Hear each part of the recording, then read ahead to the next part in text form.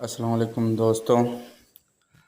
जीअं त अॼु 21 जून 2020 ते सिज ग्रहण थियो, जेके पूरे पाकिस्तान में ॾिठो वियो।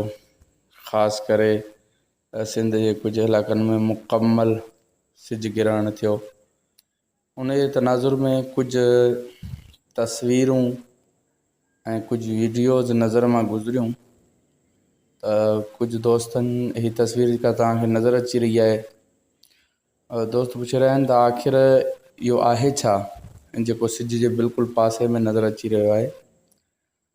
मां तव्हांखे ॿुधाईंदो हलां त मोबाइल फ़ोन जी कैमरा जा लेंस बिल्कुलु हल्का हूंदा आहिनि, जंहिं सबबु उहे ई रोशनी खे सही फोकस न आहिनि करे सघंदा। मोबाइल जी कैमरा सिज जी रोशनी खे आईने तौरु ॾेखारियो आहे, यानी सिज ग्रहण जो अक्स ॿिए पासे छापियो अथसि। जॾहिं त दूरबीनी जी कैमरा में उहो ई सभु ख़ासियतूं हूंदियूं आहिनि जेके हिकु नंढी मोबाइल में नथियूं अची सघनि। दूरबीनी में लॻल शीशा बि मोबाइल फ़ोन जी भेट में घणा वॾा हुजनि था। इन जे करे उन ते सिर्फ़ु असां सिज ग्रहण ई ॾिसी सघूं था, इहे पाछा उन में नज़र न ईंदा।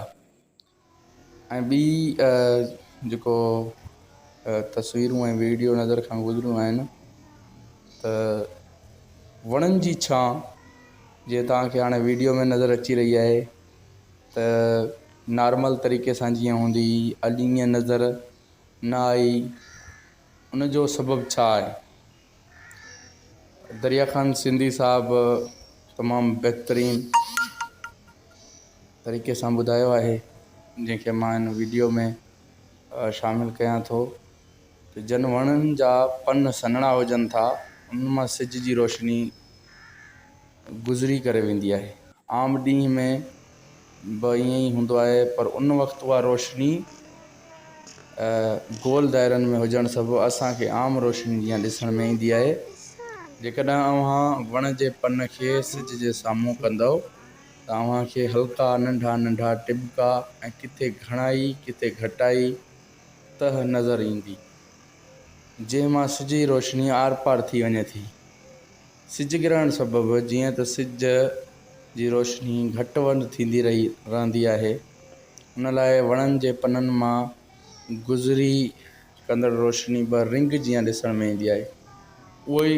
उहे ई ख़ाली जॻहियूं कुदरती पिन होल कैमरा जीअं कमु कंदियूं आहिनि, जंहिं सबबु असांखे वणनि जे हेठां ओड़ो नज़ारो ॾिसण लाइ मिलंदो आहे।